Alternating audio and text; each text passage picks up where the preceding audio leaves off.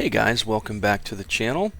So I'm doing something a little bit different today. I'm taking a look at one of the paid campaigns that you can get for DCS World, and this one just happens to be from Reflected Simulations. It's the F-86F campaign called the Hunters Over the Yalu. It's early 1953. After completing several tours in World War II, you are yet again putting your neck on the line by flying dangerous combat missions over North Korea. Command the 67th Fighter Bomber Squadron. Attack enemy bridges, factories, strafe supply columns, and support the U.S. troops as they fight their fierce battles on the ground. Survive heavy flak and fighter attacks, then transfer to the legendary 39th Fighter Interceptor Squadron to carry out large fighter sweeps in Mig Alley over the Yalu River and tangle with massive bandit trains in the stratosphere. Watch out for the honchos. They say Casey Jones is back in business. So let's take a look at this campaign. I've heard a lot of good things about the Reflected Simulations campaigns. I think I actually own one, but it happens to be for the Spitfire, so I haven't got much use out of it because, to be quite frank, the Spitfire in DCS is so realistic that it's just no fucking fun for me, because you have to start off from the ground, and there's no taxiing that Spitfire around the ground very well, and then taking off is another task in itself. So I really haven't played that campaign much because I just end up rage quitting because, again, there are some things that don't need simulated, and the realism level of the Spitfire in DCS makes it just really not very enjoyable for me to try to fly a mission that takes place starting on the ground. And I get it. Most missions do start on the ground, and so do these ones. But the F-86 is manageable. So here we go. Basically, they want me to start my engine, taxi to runway 31. I am Rooster Red Leader, leading a formation of 8 Sabres. Want me to circle around the airfield at 3,000 feet to let the others form up, then switch to channel 2 on my radio and head to waypoint 1 as instructed on your kneeboard. Climb to 15,000 feet and stand by for Boston Control's instructions. And I can give orders to Blue Flight via the F10 radio menu. This looks like my map of what's going on. Now, one of the things I'll say, and I remember this from the other campaign I own by Reflect. Actually, I own 2 campaigns by Reflected, the Mustang one and the Spitfire one. But going back to what I was saying, the Spitfire campaign, while I never was able to really get the damn thing off the ground very successfully, the atmosphere that he creates in his missions are pretty impressive. And I think it's one of the things that really makes these things stand out. And you're going to see the same thing here. Gentlemen, today so is there's the little day. dudes walking Our first around. mission flying the new F-86F Sabre. An 8-ship formation will take off and fly a close air support There's some patrol planes between flying the overhead. Dam in King 953 and the Lake in Love Mike 49er at 15,000 feet. Our troops are fighting a fierce battle in the mountains, and Boston Control can vector you to a potential target at any moment.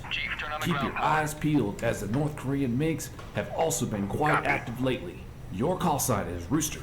Red Flight will take the lead, followed by Blue Flight on the right-hand side. Each ship equipped with 2 AN-M64 bombs. Engine start at 0920 hours. Rooster Red Leader will release brakes at 0925 hours. Form up above the airfield, circling at 3,000 feet. Then switch to Boston Control's frequency on channel 2 and set course towards waypoint 1 at 0930 hours. If you are shot down and can't make it back to the lines, I suggest you head towards the sea where the helicopters can reach you.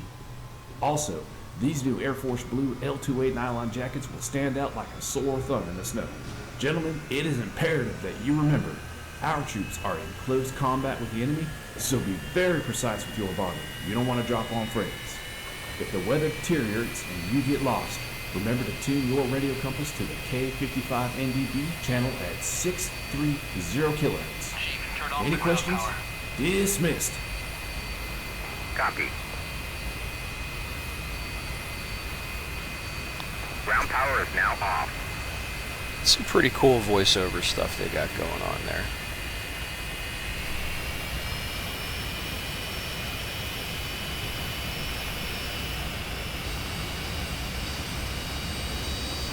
Request startup.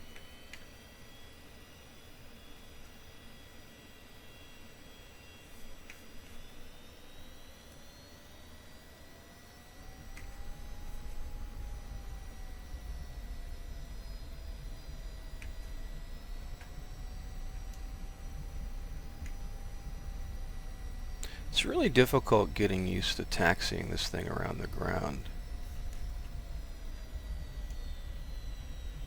Seems like you hold the nose wheel button, and then when you let go of it, it still keeps going in the one direction, so it's kind of weird. Atumi, Ford 1-1, request takeoff.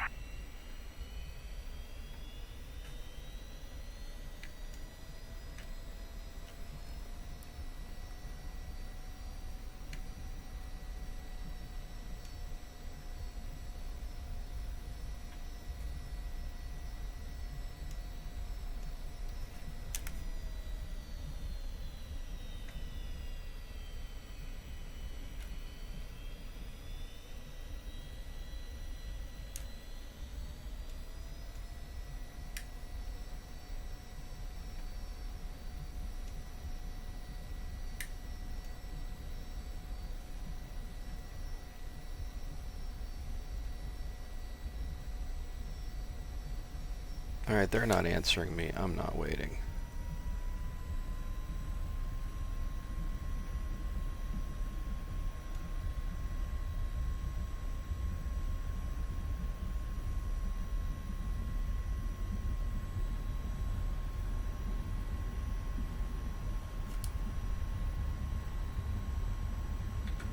Up and away.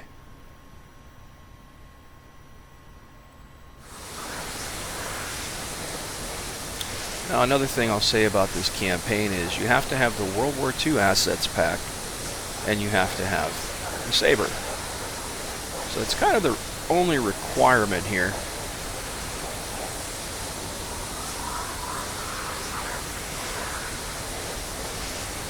I like how he's chose the winter season to pull off Korea on the Caucasus map, because there is no Korean map, you know.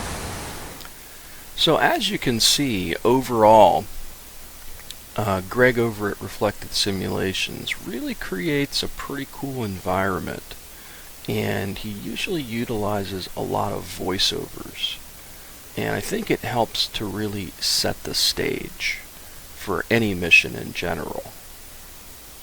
And in all the missions I've seen so far in the campaigns that I have, he usually sets these little guys to kind of walk around, and it really does kind of give a sense of, you know, fluidity, I guess, you know, that you are somewhere and things are happening kind of dynamically. Pretty cool stuff if you ask me. So the mission in general, I've got to play it over again. I stopped where I did because when I had recorded this, DCS had came out with an update, and the update kind of killed the pathfinding AI of the AI guys that are supposed to take off and join up with me and to conduct the mission with me. But I really didn't want to waste the footage I had because I really like how he sets the stage.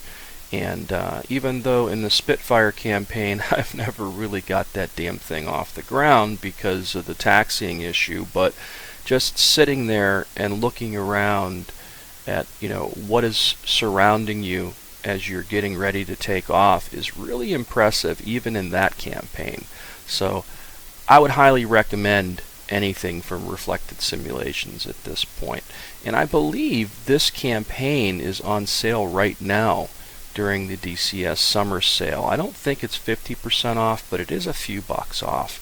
And from what I've seen so far in just starting up this first mission, it's definitely worth the price of admission. So if you're looking for something different for the Saber, what I've seen just in this first mission alone is pretty impressive stuff.